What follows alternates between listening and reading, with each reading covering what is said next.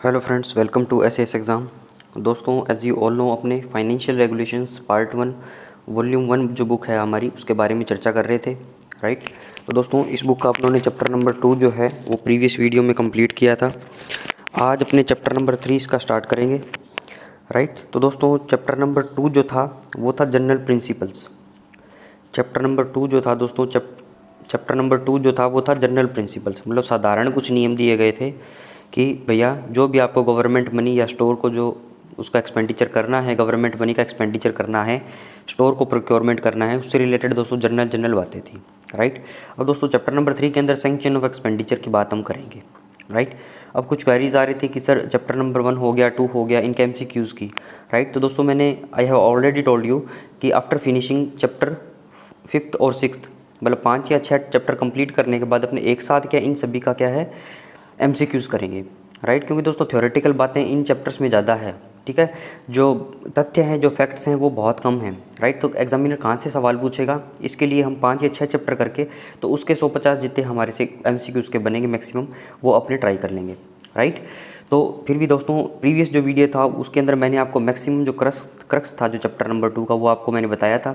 Last जो chapter 2 का video है, राइट, वो दोस्तों ज़रूर देख लेना। अगर पूरा चैप्टर देखा हो, भले ही नहीं देखा हो, आपके पास टाइम है नहीं है, लास्ट वाला वीडियो अगर देख लोगे 20-22 मिनट 25 मिनट का, तो आपको उसको क्या है, एक आपको ओवरव्यू मिल जाएगा पूरे चैप्टर के बारे में, राइट। तो एक तो वो बात होगी। दूसरी दोस्तों, एक आपको मेरे पास क्वेरी आती रहती है कि PDF कहाँ मिलेगी। तो दोस्तों PDF के लिए आपको हमारा टेलीग्राम चैनल का लिंक है, ठीक है, मैं बता देता हूँ। टेलीग्राम, राइट, टेलीग्राम का लिंक है हमारा, टेलीग्राम, ठीक है। इसके अंदर आप PDF SAS exam, PDF SAS exam, PDF SAS exam, ये सर्च करोगे तो आपको एक चैनल मिल जाएगा, वो ज्वाइन कर लेना। और दोस्तों PDF SAS एग्ज़ाम, इधर ग्रुप लिखोगे तो GROUP, ठीक है, ग्रुप लिखोगे तो आपको वो भी मिल जाएगा।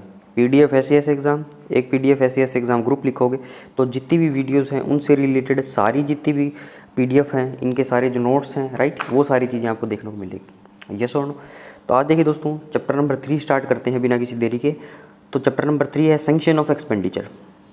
तो दोस्तों एक्सपेंडिचर क्या होता है, सबसे पहले तो ये पता होना चाहिए। एक्सपेंडिचर का मतलब क्या है, खर्च करना पैसे को, ठीक है। हिंदी में इसको बोलते हैं खर्चा करना, राइट। तो दोस्तों खर्चा करना है, मैं मेरे पैसे खर्च करूँगा तो किसी को कोई आपत्ति नहीं होगी, राइट। अगर दोस्तों मैं गवर्नमेंट का पैसा खर्च करता हूँ तो उसके लिए क्या है, कोई भी आपत्ति हो सकती है किसी को भी, ठीक है। तो दोस्तों उस खर्च को करने के लिए मुझे क्या है, एक अथॉरिटी चाहिए, एक मुझे सैंक्शन चाहिए, ठीक है। मान लो दोस्तों मुझे पब्लिक के पैसे से 5,000 रुपये खर्च करने हैं, ठीक है।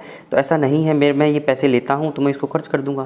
तो उसके लिए मुझे कोई भी ऑब्जेक्शन ना करे नियर फ्यूचर में या वर्तमान के अंदर, तो मुझे क्या करना है, उस खर्चे को खर्च करने के लिए, उस पैसे को खर्च करने के लिए एक प्रॉपर क्या है, अथॉरिटी चाहिए, एक प्रॉपर क्या है दोस्तों, सैंक्शन चाहिए, राइट। तो उसी को बोलते हैं सैंक्शन ऑफ एक्सपेंडिचर, ठीक है। तो इस पूरे चैप्टर के अंदर दोस्तों आपको सैंक्शन शब्द बहुत देखने को मिलेगा, और एक्सपेंडिचर मतलब कुल मिला के बात यह है, पूरा चैप्टर जो है वो सैंक्शन से रिलेटेड ही है। कौन से चीज़ों में आपको सैंक्शन चाहिए, कौन से चीज़ों में आपको नहीं चाहिए, ठीक है, कौन कौन से खर्चे आप कर सकते हो, तो वो तमाम तरीके की बातें जो हैं दोस्तों, वो सारे इस चैप्टर के अंदर दी गई है। यस और नो। तो एक बार सैंक्शन की हिंदी में देख लेते हैं। किसी काम को करने की अथॉरिटी को ही क्या बोलते हैं, सैंक्शन बोला जाता है, राइट। किसी भी काम को करने की अथॉरिटी को क्या है दोस्तों, सैंक्शन बोला जाता है। मुझे दोस्तों LTC का क्लेम चाहिए, ठीक है। तो मैं पहले क्या करूँगा, कुछ टाइम पहले मेरी छुट्टी सैंक्शन करवाऊँगा, राइट। तो उसको क्या बोल दिया, सैंक्शन बोल दिया। दोस्तों मुझे मेडिकल का कोई क्लेम करना है, राइट। तो जहाँ पे जिस ऑफिस के अंदर मेरा मेडिकल का क्लेम, जिस सेक्शन के अंदर जाएगा मेरा PCDA CDA के मेडिकल का क्लेम, राइट, तो वो उसको क्या करेंगे दोस्तों, सैंक्शन करेंगे, राइट। और दोस्तों मुझे इंडिया से बाहर जाना है, राइट, तो उसके लिए मुझे सैंक्शन चाहिए, यस और नो। मुझे जॉब छोड़ के दोस्तों दूसरी जगह जाना है, राइट, तो उसके लिए क्या करनी चाहिए, मुझे डिपार्टमेंट से सैंक्शन चाहिएगी। तो ये दोस्तों तमाम तरीके की सैंक्शन जो है हम डेली रूटीन लाइफ में हम देखते रहते हैं, ठीक है। कोई भी काम गवर्नमेंट का काम करते हैं तो उसके लिए कोई ना कोई कॉम्पिटेंट अथॉरिटी है जो उस चीज़ को सैंक्शन करती है, ठीक है। अब दोस्तों कॉम्पिटेंट अथॉरिटी और सैंक्शन आपस में जुड़ गए। कोई भी कॉम्पिटेंट अथॉरिटी है, वो क्या है, किसी भी सैंक्शन को देते हैं, किसी भी काम करने को ऑथोराइज करते हैं, उसको भी बोलते हैं कि भैया उसने सैंक्शन दे दी। यस और नो, उसके बेस पे क्या है हम कुछ कोई भी काम कर सकते हैं। ठीक है, ये तो दोस्तों हमारा बेस थोड़ा तैयार हुआ सैंक्शन के बारे में। अगला देखिए कॉन्स्टिट्यूशनल एग्जीक्यूटिव अथॉरिटी। ठीक है, अब दोस्तों कॉन्स्टिट्यूशन की बात कर दी, एग्जीक्यूटिव अथॉरिटी की बात कर दी। दोस्तों कॉन्स्टिट्यूशन की बात करें, एग्जीक्यूटिव अथॉरिटी की बात करें, तो ऐसा नहीं हो सकता कि मैं लेजिस्लेटिव की बात ना करूँ। ठीक है, मैं जुडिशरी की बात ना करूँ। ठीक है, ये तो दोस्तों हमारे क्या हैं, 3 अंग हैं हमारे कॉन्स्टिट्यूशन के, लेजिस्लेटिव, एग्जीक्यूटिव और जुडिशरी। लेजिस्लेटिव दोस्तों पार्लियामेंट जो क्या करेगी, कानून बनाएगी, लेजिस्लेचर है वो दोस्तों। ठीक है, विधायिका है वो, हिंदी में बोलते हैं इसको विधायिका। ठीक है, जो विधायिका, विधायक क्या होता है दोस्तों, विधान क्या होता है, कानून, जो कानून बनाएगी, विधान बनाएगी। ठीक है, एग्जीक्यूट दोस्तों, एग्जीक्यूशन कौन करेगा, इम्प्लीमेंट कौन करेगा, इम्प्लीमेंटेशन के लिए कौन है, एग्जीक्यूशन के लिए कैबिनेट मंत्री हैं। कैबिनेट मंत्री किसको रिपोर्ट करते हैं दोस्तों, प्रधानमंत्री को, पीएम को। ठीक है, और पीएम दोस्तों किसके बिहाफ पे काम करते हैं, राष्ट्रपति के। ठीक है, राष्ट्रपति दोस्तों क्या है, एग्जीक्यूटिव अथॉरिटी सबसे बड़ी है, लेकिन क्या है, राष्ट्रपति ने पावर्स आगे डेलीगेट कर रखी है। राष्ट्रपति की सलाह पर प्रधानमंत्री और उनकी कैबिनेट बात करती है, काम करती है, राइट, या पीएम की सलाह पर राष्ट्रपति काम करते हैं, ऐसे बोल सकते हो आप, राइट। तो कुल मिला के दोस्तों काम यही करते हैं, लेकिन राष्ट्रपति के नाम से। यस और नो, जुडिशरी के अंदर क्या है दोस्तों, हमारी कोर्ट्स की सारी, अगर जो नियम बने, जो नियम एग्जीक्यूट हुए, अगर वो नियमों की पालना ढंग से नहीं हो रही है, तो हमारी जुडिशरी क्या है दोस्तों, आगे आ जाएगी। यस और नो, तो देखिए the executive power of the government of India is vested in the president. तो एकदम अच्छी बात है, एकदम सिंपल बात है कि भैया जो एग्जीक्यूटिव पावर है, जो एग्जीक्यूट करती है नियमों को, वो क्या है, किसके पास वेस्टेड है, that is vested in our राष्ट्रपति। ठीक है, and in the case of the defence services, और दोस्तों पर्टिकुलर मैं डिफेंस की बात करूं, executive power is exercised by the president through the ministry of defence. और दोस्तों राष्ट्रपति तो एक ही है ऑल इंडिया के, अब ऐसा तो नहीं हर एक मिनिस्ट्री के अंदर जाके राष्ट्रपति अपना प्रॉपर उसके अंदर 100% दे सके। ठीक है, तो इसलिए दोस्तों पावर का क्या है, विकेंद्रीकरण, डिस्ट्रीब्यूशन, डिसेंट्रलाइजेशन करना पड़ता है। ठीक है, तो डिफेंस सर्विसेज की दोस्तों एग्जीक्यूटिव पावर करते तो प्रेसिडेंट ही है एक्सरसाइज, लेकिन किसके थ्रू करते हैं, अपने चैनल जो है उनका दोस्तों मिनिस्ट्री ऑफ डिफेंस का है। ठीक है, in accordance with the constitution of India, right. 52 number में देखिए दोस्तों, पहला समझ में आया, executive power government of India के राष्ट्रपति के अंदर है। और मैं पर्टिकुलर मेरे डिफेंस डिपार्टमेंट की बात करूँ, डिफेंस सर्विसेज की मैं अगर बात करूँ, तो वो जो पावर्स जो हैं, राइट, तो वो दोस्तों करते तो प्रेसिडेंट ही हैं उनको exercise through the ministry of defence, ministry of defence के जरिए, राइट। अगला देखिए 52, all executive action of the government of India shall be expressed to be taken in the name of the president. ठीक है, मैंने बताया दोस्तों करते कैबिनेट मंत्री है, प्रधानमंत्री है, लेकिन किसके नाम पे, राष्ट्रपति के नाम पे। ठीक है, कि राष्ट्रपति किसकी सलाह पे काम करते हैं, प्रधानमंत्री की। और दोस्तों प्रधानमंत्री को कौन सलाह देगा, जो उनके कैबिनेट मिनिस्ट्री होंगे। ठीक है, कैबिनेट मिनिस्ट्री होंगे तो दोस्तों उसके अंदर क्या है, हर एक मिनिस्ट्री के अंदर एक क्या होंगे, सेक्रेटरी होंगे, राइट। तो ये पूरा प्रॉपर चैनल चलता है। ठीक है, यहाँ पे राष्ट्रपति है। ठीक है, राष्ट्रपति दोस्तों किसके बेस पे काम करेंगे, कॉन्स्टिट्यूशन के बेस पे, ऊपर संविधान है सबसे ऊपर, फिर राष्ट्रपति आ गए। ठीक है, फिर प्रधानमंत्री आ गए, प्रधानमंत्री के नीचे दोस्तों कौन आ गए, कैबिनेट मंत्री आ गए। ठीक है, कैबिनेट मंत्री है तो एक मिनिस्ट्री का हर एक मिनिस्ट्री हुआ मान लो। ठीक है, तो उनके साथ दोस्तों पैरेलल के अंदर क्या है, एक सेक्रेटरी रैंक के सुपर सीनियर आईएएस ऑफिसर होते हैं। ठीक है, तो super senior IAS officer rank के होते हैं लोग, जो क्या करते हैं, नीतियों को बनाते हैं, चीज़ों को बताते हैं। ठीक है, मंत्रीज़ को, राइट, जो इनके कैबिनेट मंत्री है वो दोस्तों डिस्कस करके पीएम के पास, फिर राष्ट्रपति के सिग्नेचर से कोई भी कानून बनता है। ठीक है, तो 51-52 समझ में आया दोस्तों।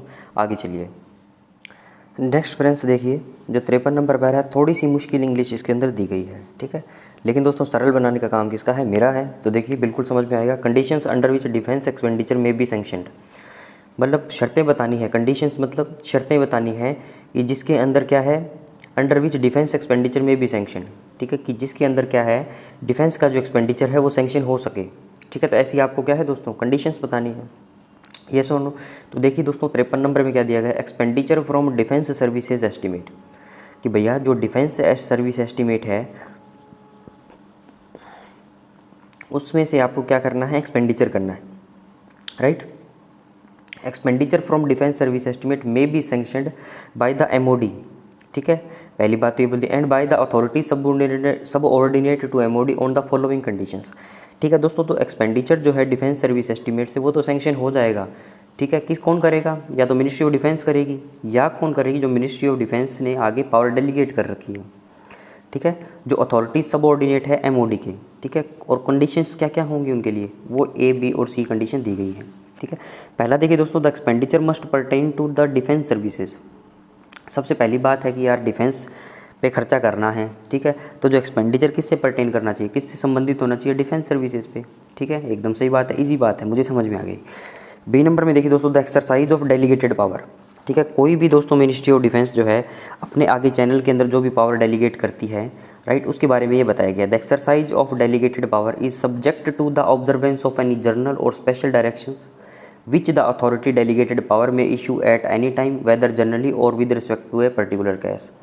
ठीक है, तो दोस्तों क्या बोला गया है इसके अंदर कि जो अथॉरिटी, जिस अथॉरिटी ने पावर डेलीगेट की है, ठीक है, जो डेलीगेटेड पावर्स हैं, ठीक है, और जो बंदा डेलीगेटेड पावर को एक्सरसाइज कर रहा है, ठीक है, the exercise of delegated power, जो पावर दोस्तों डेलीगेटेड है, जो एक्सरसाइज कर रहा है, जो उनका यूज़ कर रहा है, वो क्या है, ऑब्जर्वेंस में रहेगी, ठीक है। किसके दोस्तों, जो अथॉरिटी जिसने डेलीगेट करी है पावर, ठीक है, या तो कोई स्पेशल या जनरल ऑर्डर होगा, राइट, या दोस्तों जनरली वो उसको करेंगे, या कोई पर्टिकुलर केस के अंदर क्या है उसको वॉच कर सकते हैं, ठीक है। मान लो मैं एग्जांपल लूँ कि मेरी जो MOD है, मान लो उसके पास एक लाख रुपए का बजट था, ठीक है, तो उसने दोस्तों पर्टिकुलर आर्मी के अंदर किसी रैंक के ऑफिसर को क्या है दोस्तों 50,000 रुपये दे दिए कि आप ये खर्च कर लो, इसकी पावर मैं आपको दे देता हूँ, ठीक है। कोई भी अगर इस अमाउंट का क्लेम आए तो आप उसको पास कर सकते हो, ठीक है। तो दोस्तों जिन्होंने दी है पावर, MOD ने दी है मान लो, तो वो क्या करेंगे, इस पे ऊपर क्या वॉच रख सकते हैं, ऑब्जर्वेंस मतलब उसको ऑब्जर्व करना, जनरल और स्पेशल डायरेक्शन, ठीक है, उसके लिए स्पेशल डायरेक्शंस हो सकते हैं, जनरल डायरेक्शंस हो सकते हैं, राइट। तो ये बात इसके अंदर बोल दी, जो पावर डेलीगेटेड है उसे ऑब्जर्वेंस में रखा जाता है, राइट, ऑब्जर्व करते हैं, जो अथॉरिटी पावर डेलीगेट कर रही है वो देखती है कि कौन सा पैसा कहाँ खर्च हुआ है, ठीक है। एक नंबर में दोस्तों समझ में आया था कि डिफेंस सर्विसेज से परटेन करना चाहिए एक्सपेंडिचर। दूसरे में जो डेलीगेटेड अथॉरिटी है, जो डेलीगेट करती है पावर, जिसको डेलीगेट करी है, जिसको पावर दी है, उसको क्या है वो देखती रहेगी, वॉच करती रहेगी, ठीक है। सी नंबर देखिए, no expenditure which has not been provided for in the budget और if provided in the budget has not been duly sanctioned, no expenditure shall be authorised without the concurrence of the financial adviser concern.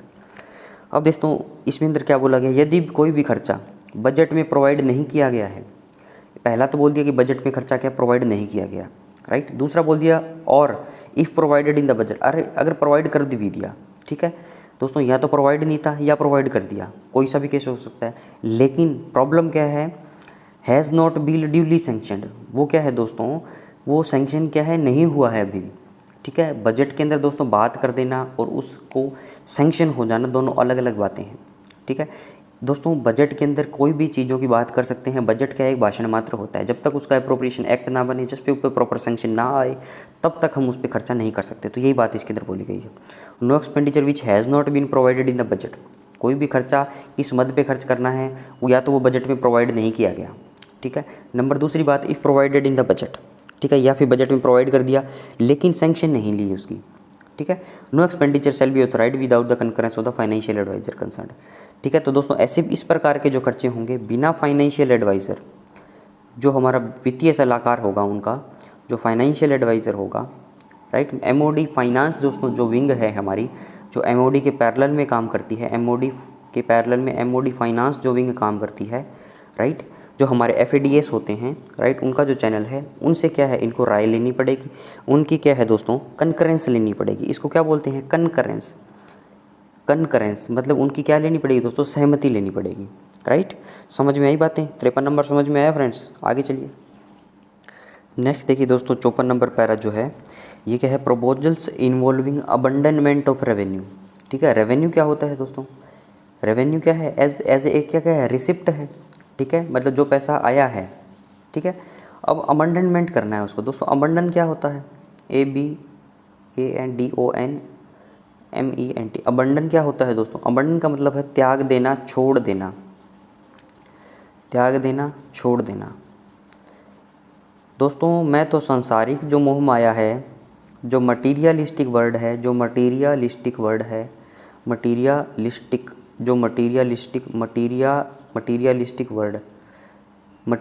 Word जो है दोस्तों, सांसारिक जो मोह माया है उसको छोड़ के मैं तो क्या है उसको त्याग रहा हूँ, मैं तो दोस्तों अबंडन कर रहा हूँ, राइट।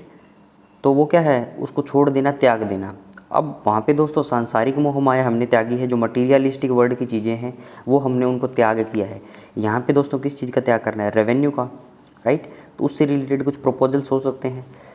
चौपर में देखिए, no order involving abandonment of revenue shall be issued without the concurrence of the financial adviser concern. अब दोस्तों कोई भी रेवेन्यू आपको त्याग करना है एमओडी को, डिफेंस सर्विसेज को, राइट, तो वो क्या है, बिना फाइनेंशियल एडवाइज़र कंसर्न के क्या है उसको नहीं त्याग कर सकते, उसका अबंडन नहीं कर सकते। उन्हें दोस्तों किसी प्रकार का क्या है रेवेन्यू जनरेट हो रहा था, ठीक है। कोई भी दोस्तों किसी भी प्रकार का डिफेंस लैंड का यूज़ करके, मान लो किसी भी प्रकार का जो ऑथोराइज था जिससे रेवेन्यू जनरेट हो सकता था या हो रहा था, तो अगर वो ऐसा कोई रेवेन्यू जनरेट होता है तो उसका क्या है त्याग नहीं किया जा सकता। यस और नो, तो ये बात इसके अंदर बोली गई है। अगर त्याग करना भी है तो फाइनेंशियल एडवाइज़र कंसर्न जो है उसके लिए उसकी सहमति चाहिए। No order shall be issued without the concurrence of the financial adviser concern, ठीक है। तो ये बात इसके अंदर बोली गई है। नेक्स्ट देखिए दोस्तों 55 जो है, every sanction for fresh expenditure. दोस्तों कोई भी फ्रेश एक्सपेंडिचर करना है आपको, कोई भी ताज़ा खर्चा करना है, ठीक है, जो पहले नहीं हुआ, राइट, जो अभी अभी क्या है आपको खर्च करना है। Every sanction for fresh expenditure, उसके लिए सैंक्शन चाहिए। And every order having a financial bearing, या कोई भी ऑर्डर दोस्तों क्या है जिसके अंदर फाइनेंशियल बियरिंग मतलब पैसे की बात है, ठीक है। तो दोस्तों टॉपिक तो समझ में आया ना, power of the MOD and other authorities at headquarter of the defence services. दोस्तों हेडक्वार्टर का है, जो दिल्ली के अंदर इनके लोग हैं, उनके ऑफिस हैं, राइट, उनके अंदर क्या है दोस्तों पावर दी गई है उनको कुछ, ठीक है। तो देखिए 55 में क्या है, every sanction for fresh expenditure and every order having a financial bearing. दोस्तों कोई भी सैंक्शन, कोई भी ऑर्डर है जिसके अंदर कोई भी फ्रेश एक्सपेंडिचर होने वाला है, या क्या है उनके अंदर पैसे से रिलेटेड कोई बात है, विच मतलब क्या है, जो सैंक्शन जो है या ऑर्डर है is proposed to issue from, ठीक है। वो दोस्तों सैंक्शन और ऑर्डर कहाँ से आ सकते हैं, एमओडी से, मिनिस्ट्री ऑफ डिफेंस से। इंटीग्रेटेड हेडक्वार्टर जो एमओडी का आर्मी का, नेवी का, एयरफोर्स का है, या DG director general armed forces medical services का, राइट, या दोस्तों DGOF director general ordnance factory. जी पे है दोस्तों साइंटिफिक एडवाइजर टू एमओडी, या सीजीडीपी, या दोस्तों क्या है CGDP controller general of defence production, या है दोस्तों DGDE director general of defence state, right.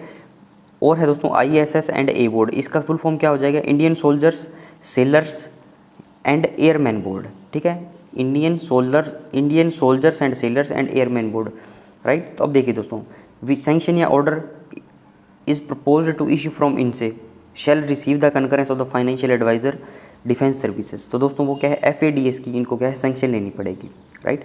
तो समझ में आई दोस्तों बातें। कोई भी सैंक्शन जो है जिसके अंदर कोई भी फ्रेश खर्चा होगा, या दोस्तों कोई ऐसा ऑर्डर है जिसके अंदर पैसे से रिलेटेड बात है, ठीक है। तो दोस्तों एमओडी के पैरेलल में हमारा जो एमओडी फाइनेंस चलता है, तो उसके अंदर जो एफएडीएस जो रहते हैं हमारे, उनसे क्या है इनको कंकरेंस लेनी पड़ेगी, राइट। या फिर एफएडीएस से ना लेके और an officer having the power to act for him, या दोस्तों इन्होंने जिसको पावर डेलीगेट कर रखी है वो करेंगे, ठीक है। एफएडीएस से ना करके तो हमारी जो आईएफए विंग है इंटीग्रेटेड फाइनेंशियल एडवाइजर, उनसे ले सकते हैं, ठीक है। तो ये बात इसके अंदर बोली गई है। कोई भी फ्रेश एक्सपेंडिचर होगा, कोई भी फाइनेंशियल बेयरिंग से रिलेटेड कोई भी खर्चा होगा, कोई ऑर्डर होगा, उसके लिए एफएडीएस या उनके द्वारा डेलीगेटेड पावर जो बंदा है उसको खर्चे करने हैं, right, unless otherwise provided for in the regulations, right. और दोस्तों बशर्ते कि वो जो खर्चा है, वो जो एक्सपेंडिचर है किसी भी प्रकार के रेगुलेशंस के अंदर नहीं आता हो, ठीक है। तो इसलिए दोस्तों यहाँ पे फ्रेश एक्सपेंडिचर की बात करी है। अगर दोस्तों कोई भी खर्चा पुराना जो कोई रेगुलेशंस के अंदर दिया गया है, मान लो दोस्तों जो चीफ ऑफ आर्मी स्टाफ है उनको कुछ पावर दे दी, ठीक है, कि हाँ इतना खर्चा आप कर सकते हो, राइट। तो उसके लिए उनको कंकरेंस लेने की जरूरत नहीं है, उनको ऑलरेडी दे रखी है वो, ठीक है। ये मेनली जो फ्रेश एक्सपेंडिचर होगा दोस्तों, फ्रेश जो शब्द है आपको याद रखना है, फ्रेश एक्सपेंडिचर से रिलेटेड जो भी खर्चा होगा वो कौन करेगा मेरे भाई, उसके लिए कंकरेंस लेनी पड़ेगी दोस्तों, किसकी, एफएडीएस की, या उसके द्वारा डेलीगेटेड पावर का कोई बंदा है, ठीक है। तो 55 नंबर दोस्तों मुझे समझ में आया। आगे चलते हैं। नेक्स्ट देखिए दोस्तों 55 के अंदर कुछ और बातें दी गई है। The sanctions having financial behaviouring and not covered by the existing rules. दोस्तों कुछ भी सैंक्शन जो है, ठीक है, जो पैसे से रिलेटेड कोई काम करना है, ठीक है, लेकिन दोस्तों उनको क्या है एग्जिस्टिंग रूल्स उन पर नहीं बने हैं, ठीक है, वर्तमान के अंदर उनसे रिलेटेड कोई भी नियम नहीं है, ठीक है। Will in all cases issue in the form of a government of India letter और आर्मी नेवी एयरफोर्स इंस्ट्रक्शन। तो दोस्तों उस प्रकार की जो भी सैंक्शन होंगी, राइट, जो पैसे से रिलेटेड है और जो कवर्ड नहीं एग्जिस्टिंग रूल से, वो सारी जो क्या है गवर्नमेंट ऑफ इंडिया के लेटर के रूप में आर्मी, नेवी, एयरफोर्स की इंस्ट्रक्शंस के रूप में दोस्तों इनको AI बोलते हैं। ठीक है, ये शब्द आपको देखने को मिलेगा। ठीक, आर्मी इंस्ट्रक्शंस, नेवी इंस्ट्रक्शंस, ठीक है, एयरफोर्स इंस्ट्रक्शंस, राइट। तो ये चीज़ें आपको देखने को मिलेगी, तो उनके फॉर्म में वो क्या है, होना चाहिए। ठीक है, अब दोस्तों नेक्स्ट इंपॉर्टेंट है, अप्रैल 2013 के एग्जामिनेशन के अंदर क्या है, SES के ये पूछा गया है। देखिए, ministry of defence MOD have powers to create post of civilians. MOD को क्या पावर दे दी दोस्तों कि वो क्रिएट कर सकता है क्या चीज़, पोस्ट ऑफ सिविलियन। सिविलियन दोस्तों कौन होते हैं, जो सिविल के लोग हैं, जो सोल्जर्स नहीं हैं, राइट, उनको क्या बोलता हूँ मैं दोस्तों, सिविलियन बोलता हूँ। Not interchangeable with those for service personnel. दोस्तों पोस्ट तो क्रिएट कर दी, लेकिन क्या है, ये इंटरचेंज नहीं कर सकते जो सर्विस पर्सनल हैं, राइट, जो आर्मी सोल्जर्स हैं, राइट, उनसे रिलेटेड जो काम है उनसे इसको सिविलियंस को क्या इंटरचेंज नहीं कर सकते। ठीक है, पहली कंडीशन तो ये दे दी। अब दोबारा पढ़िए, MOD have powers to create post of civilians on pay of less than ₹2750 per month in the prescribed scale for a period not exceeding 2 years. ठीक है, तो दोस्तों क्या कंडीशन दे दी, एक तो क्या है 2 साल से ज़्यादा उनको नहीं रखेंगे। ठीक है, और दोस्तों 2750 रुपये प्रति महीना जो है उनका पे है। ठीक है, वहाँ तक रख सकते हैं, on pay of less then rupees इतने पर month in the prescribed scale for a period not exceeding 2 years. 2 साल से ज़्यादा के लिए नहीं रख सकते, इतने रुपए पे, राइट। तो ये चीज़ अपन दोस्तों अभी 2750 किताब में दिया गया है, इसलिए मैंने दे दिया। ठीक है, आपके पास अगर कोई अपडेटेड डेटा हो इससे रिलेटेड तो आप कमेंट सेक्शन में मुझे बता सकते हो, राइट, विद अथॉरिटी दोस्तों अगर हो तो ही बताना आप, right. In case extension of such post is considered necessary the proposals should be submitted to the ISEC, ASEC, AFSEC, NSEC for examination in the usual manner and approval of government obtained. ठीक है, पहला तो बोल दिया दोस्तों, MOD को power दे दी कि आप सिविलियन की पोस्ट क्रिएट कर दो 2750 रुपये प्रति महीना के हिसाब से, और 2 साल तक क्या उनका टाइम पीरियड रख दो। ठीक है, और दोस्तों बाद में अगर आपको लगता है कि यार इसकी तो एक्सटेंशन करना पड़ेगा, काम हमारा चल नहीं रहा इनके बिना, ठीक है, उन पोस्ट को क्या एक्सटेंड करना है, उनका टाइम पीरियड या जो भी है, राइट, तो वो उस प्रकार के सारे प्रपोजल्स जो होंगे, उस प्रकार के सारे प्रस्ताव जो होंगे, प्रपोजल्स को क्या बोलते हैं, प्रस्ताव जो होंगे, उनको क्या है दोस्तों सबमिट करना है अपने को इन लोगों को, ISEC inter service establishment committee, ASEC army standing establishment committee, AFSEC air force standing establishment committee, NSEC का मतलब हुआ नेवी सर्विसेज एस्टेब्लिशमेंट कमेटी। ठीक है, तो पहले क्या है, उन प्रपोजल्स को इनके पास लेके जाएंगे। ठीक है, या उनसे क्या दोस्तों प्रपोजल्स में क्या हो सकता है कि एग्ज़ाम ले लो इनका for examination in the usual member and approval of the government of India, और फिर क्या है दोस्तों गवर्नमेंट ऑफ इंडिया की आपको क्या है अप्रूवल चाहिएगी, सैंक्शन चाहिएगी, राइट। तो ये दोस्तों 55 नंबर पैरा कंप्लीट हुआ। अब आगे चलते हैं 56 नंबर पैरा पे। अगला देखिए friends, classes of expenditure that may not be sanctioned. ठीक है, तो दोस्तों कुछ एक्सपेंडिचर की क्लासेस जो हैं, ठीक है, कोई पर्टिकुलर आइटम्स दिए गए हैं, ठीक है, एक्सपेंडिचर की एक क्लास दी गई है, राइट, एक पर्टिकुलर आइटम दिया गया है, एक पर्टिकुलर क्राइटेरिया दिया गया है कि जहाँ पे क्या है दोस्तों आप सैंक्शन नहीं दे सकते, that may not be sanction. ठीक है, वो दो एक्सपेंडिचर की क्लासेस हैं उन पे दोस्तों सैंक्शन नहीं दी जा सकती। ठीक है, 56 नंबर भी देखिए दोस्तों, नो सैंक्शन में be given by an officer processing financial power. कोई भी सैंक्शन नहीं दी जा सकती किसके द्वारा, कोई भी ऑफिसर के द्वारा जिसके पास क्या फाइनेंशियल पावर रखता है जो, ठीक है, अंडर दीज रूल्स, राइट, जो भी FR के अंदर जो रूल दिए गए हैं, right, which will involve expenditure from the budget grant of any future year. दोस्तों कोई भी फ्यूचर ईयर की ग्रांट है, मान लो वर्तमान के अंदर मान लो 2022-23 चल रहा है, इसके अंदर दोस्तों कोई भी ग्रांट्स जो है सैंक्शनड नहीं है। ठीक है, लेकिन आप चले जाओ कि कोई फ्यूचर ईयर की मतलब 2023-24 की करवाने के लिए, तो दोस्तों वो क्या है सैंक्शन नहीं की जा सकती, राइट। आगे देखिए दोस्तों, nothing in these rules shall be held to authorise an officer possessing financial powers. अब दोस्तों क्या है, ऑफिसर्स को क्या है, बहुत सारे ऑफिसर के पास जिनके पास फाइनेंशियल पावर है, राइट, तो वो क्या है दोस्तों ऑथोराइज नहीं कर सकते किन चीज़ों को, जो नीचे लिखी गई है, nothing in these rules shall be held to authorise an officer possessing financial power. ठीक है, तो to sanction a temporary increase to the clerical establishments of his own office or that of any member of his staff. दोस्तों क्या कर सकते हैं, sanction नहीं कर सकते, to sanction a temporary increase in the clerical establishment. अपने office के अंदर दोस्तों क्लरिकल स्टाफ को नहीं बढ़ा सकते। एस्टेब्लिशमेंट का दोस्तों मतलब है स्थापित करना, ठीक है, क्लरिकल स्टाफ जो है स्थापित करना, इसको एस्टेब्लिशमेंट बोला जाता है। ठीक है, और that of any member of his staff, right, तो अपने दोस्तों स्टाफ के अंदर भी इंक्रीज नहीं कर सकते। Such temporary increase required the sanction of the next higher competent financial authority. वो क्या है दोस्तों, ऑफिसर जो है उसकी नेक्स्ट कॉम्पिटेंट फाइनेंशियल अथॉरिटी की क्या है, उसको सैंक्शन चाहिएगी, ये सारे काम उसको करने हैं। तो अगला देखिए, तो to sanction temporary establishment required for more than 6 month 1 year require sanction of next higher CFA। अब दोस्तों कोई भी टेम्परेरी एस्टेब्लिशमेंट सैंक्शन करनी है, ठीक है, टेम्परेरी लोग चाहिए, कोई टेम्परेरी एस्टेब्लिशमेंट आपको बनानी है जो क्या है 6 मंथ या 1 साल से ज़्यादा है, ठीक है, उसके लिए भी नेक्स्ट हायर CFA की सैंक्शन चाहिए। But the entertainment of temporary establishment for a period of more than 2 years require the sanction of the government of India. ठीक है, तो दोस्तों 2 चीज़ें दे दी, टेम्परेरी एस्टेब्लिशमेंट को सैंक्शन करना है आपको, ठीक है, तो जो 6 महीने या 1 साल तक है, या 1 साल से ज़्यादा बोल दिया, मोर देन 6 मंथ और 1 ईयर, तो उसके लिए क्या है आपको सैंक्शन चाहिए नेक्स्ट CFA की, ठीक है, नेक्स्ट हायर CFA की। नेक्स्ट हायर CFA कौन होगी दोस्तों, कॉम्पिटेंट फाइनेंशियल अथॉरिटी।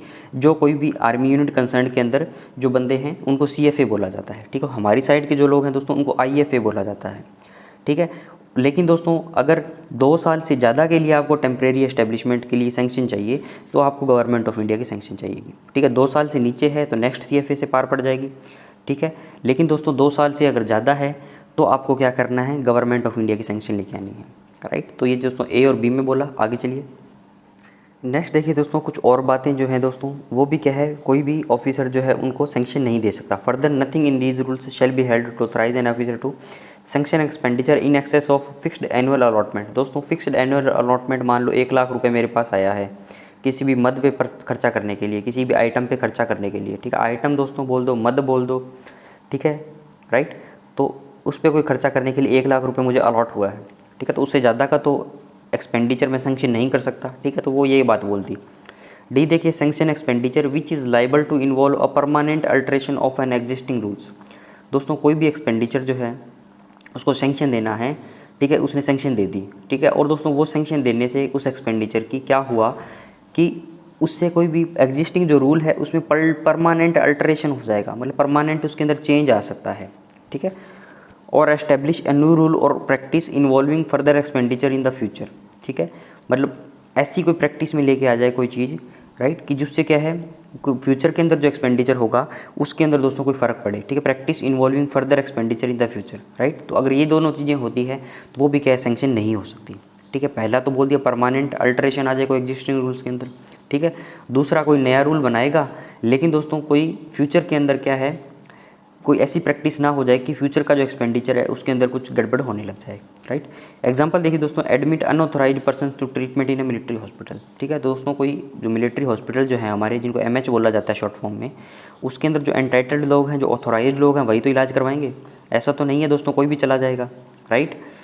तो ये चीज़ होगी, MH के अंदर तो इलाज वही करवाएगा जो एंटाइटलमेंट है, कोई अनऑथोराइज्ड पर्सन इलाज नहीं करवा सकता, उसकी सैंक्शन आप नहीं दे सकते, ठीक है। Transfer an office from the plains to the hills, दोस्तों आपका ऑफिस कोई प्लेन जगह पे है, आपको हिल्स पहाड़ी पे ट्रांसफ़र करना है तो वो भी चीज़ें आप नहीं कर सकते, ठीक है। ई देखिए दोस्तों, sanction A pension in excess of the amounts admissible under rule, कोई भी पेंशन की सैंक्शन देनी है आपको, राइट, तो वो भी आप जितनी उसकी ऑथोराइज है उतनी ही दे सकते हो। सैंक्शन इन एडवांस और loan not authorise by rules, कोई भी एडवांस है, ठीक है, कोई एडवांस पैसा या लोन लेना है उसके लिए सैंक्शन आप नहीं दे सकते अगर वो रूल्स के अंदर ऑथोराइज नहीं है, राइट। जी नंबर पे देखिए, authorize the payment to government servants of any remuneration और allowance to which they are not entitled under an ordinary rule. दोस्तों रिम्यूनरेशन और अलाउंस का मतलब, रिम्यूनरेशन मतलब मेहनताना, जो पारिश्रमिक है उसका, राइट। तो दोस्तों authorize the payment to government servant of any remuneration और allowance to which they are not entitled under ordinary rule. दोस्तों मान लो मुझे आज 80,000 रुपये तनख्वाह मिलती है, ठीक है, तो क्या कर सकते हैं दोस्तों, मेरे से ज़्यादा जितना मेरे को एंटाइटलमेंट है, मान लो 80,000 एंटाइटलमेंट है, तो 80 से ज़्यादा तो मुझे एंटाइटल नहीं कर सकते, ठीक है, तो वही चीज़ इसके अंदर बोली गई है, तो वो चीज़ें भी सैंक्शन नहीं होगी। Sanction the provision of new kinds and pattern of furnitures, अब दोस्तों कोई भी नया आइटम ले लिया, नया आइटम इंट्रोड्यूस हुआ है, ठीक है, तो उसके लिए कोई सैंक्शन नहीं दे सकते। Sanction the provision of new kinds and patterns of furniture, ठीक है, कोई भी दोस्तों नया प्रकार का फर्नीचर है, जैसे दोस्तों फर्नीचर का काम देना किसका काम है, MES का काम है, ठीक है, तो MES प्रोवाइड करेगी। लेकिन दोस्तों फिर भी आप लेते हो तो ऐसी चीज़ें नहीं ले सकते जो प्रचलन में नहीं है, जो एक नया प्रकार का फर्नीचर हो सकता है, ठीक है। तो ये सारी दोस्तों H तक जो बातें थी वो क्या था कि आप जो एक्सपेंडिचर की सैंक्शन नहीं कर सकते, जो ऑथराइज नहीं है, जो एंटाइटलमेंट जिनका नहीं है, राइट। आगे चलें, अगला देखिए दोस्तों 57 नंबर पैरा जो है delegation of powers bye the president. ठीक है, अब दोस्तों प्रेसिडेंट जो है डेलीगेट करते हैं पावर को, राइट। तो दोस्तों वो कैसे पावर डेलीगेट करते हैं, राइट। तो देखिए 57 number, power to sanction expenditure from the sanctioned grant. दोस्तों पावर टू सैंक्शन एक्सपेंडिचर, कोई भी एक्सपेंडिचर को सैंक्शन करना है, किसी भी खर्चे को क्या करना है, ऑथोराइज करना है। किसी भी खर्चे को दोस्तों अथॉरिटी देनी है कि भैया तू सैंक्शन ले ले और तू खर्च हो जा। ठीक है, किसी भी खर्चे को दोस्तों, किसी भी खर्चे को सैंक्शन देना मतलब तू भाई खर्च हो जा। ठीक है, पावर टू सैंक्शन एक्सपेंडिचर, जिसको भी पावर दी गई है वो चीज़, फ्रॉम द सैंक्शनड ग्रांट, जो ग्रांट सैंक्शन हो गई है, जो ग्रांट अप्रूव हो गई है, upon subjects pertaining to the defence services, जो डिफेंस सर्विसेज से रिलेटेड है, may be delegated by the president. तो वो क्या है दोस्तों, प्रेसिडेंट डेलीगेट कर सकते हैं। ठीक है, कौन कौन सी कंडीशंस पे, अपॉन कंडीशंस एज प्रेसिडेंट में थिंक फिट, पावर में बी डेलीगेटेड इधर टू एनी ऑफिसर सबऑर्डिनेट, या तो दोस्तों प्रेसिडेंट के नीचे कोई सबऑर्डिनेट ऑफिसर होंगे उनको, या दोस्तों कोई भी स्टेट गवर्नमेंट को जो कर रही है acting as an agent in relation to a defence services, right. या तो कोई सबऑर्डिनेट ऑफिसर को, या दोस्तों कोई भी स्टेट गवर्नमेंट को जो क्या कर रही है डिफेंस सर्विसेज के लिए as a acting an agent के रूप में काम कर रही है। ठीक है, तो ये जो बात बोलती है। अगला देखिए दोस्तों, any sanction given under this rule shall remain valid for a specified period for it is given. दोस्तों कोई भी सैंक्शन आती है, ठीक है, तो उसके अंदर दोस्तों टाइम पीरियड लिखा होता है।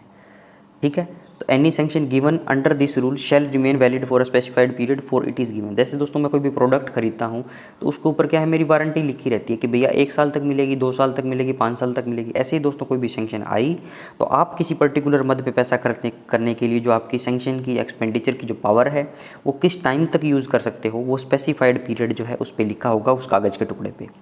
ठीक है, अगला देखिए दोस्तों, orders of delegation passed under this rule. दोस्तों जो भी डेलीगेशन के ऑर्डर जो हैं वो 57 नंबर रूल के अंदर पास करती है। ठीक है, may contain a provision for redelegation by the authority to which the powers are delegated. दोस्तों प्रेसिडेंट ने क्या करी, एक बार डेलीगेट कर दी पावर, ठीक है, ए बंदे को। अब दोस्तों क्या इसको रीडेलीगेट भी किया जा सकता है डी बंदे को।